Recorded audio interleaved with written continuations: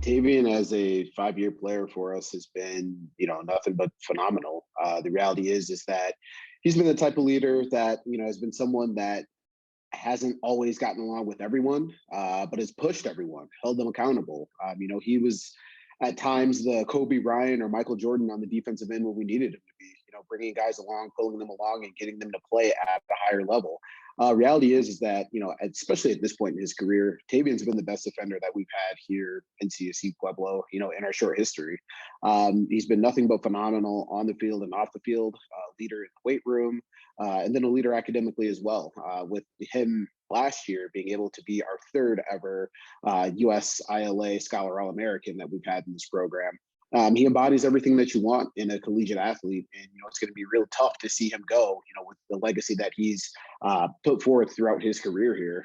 It's really bittersweet to see him go.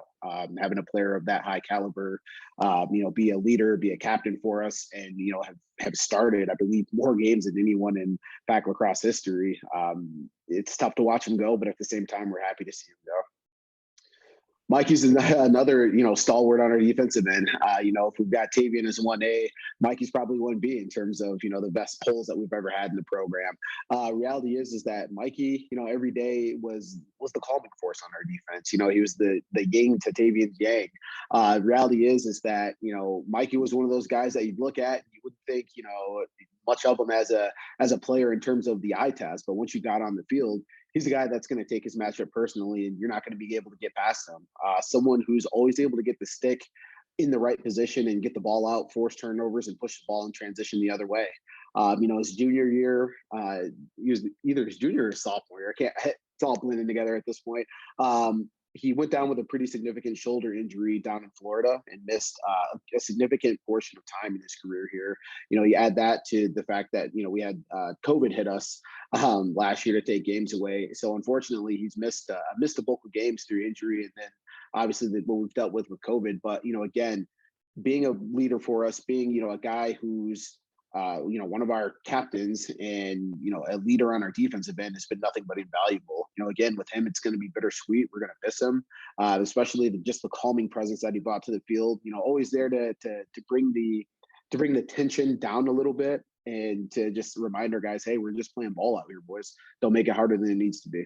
The thing I love about Brance is Brance was actually on his recruiting visit here when I had the luck of going viral in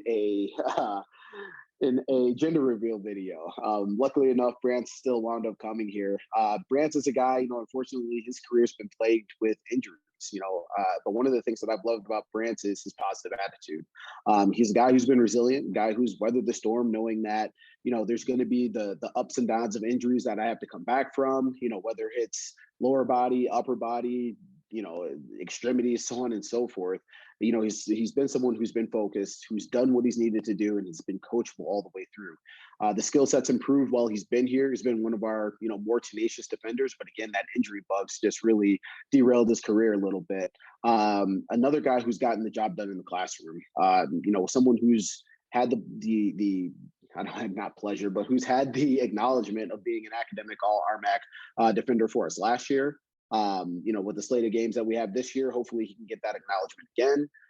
Another guy that we're going to miss, for him and his academic prowess, he's actually been able to get through his degree program in 3 years here instead of 4 years. So, again, proud to see him go, but at the same time, bitter to have him leave without playing that true fourth year for us.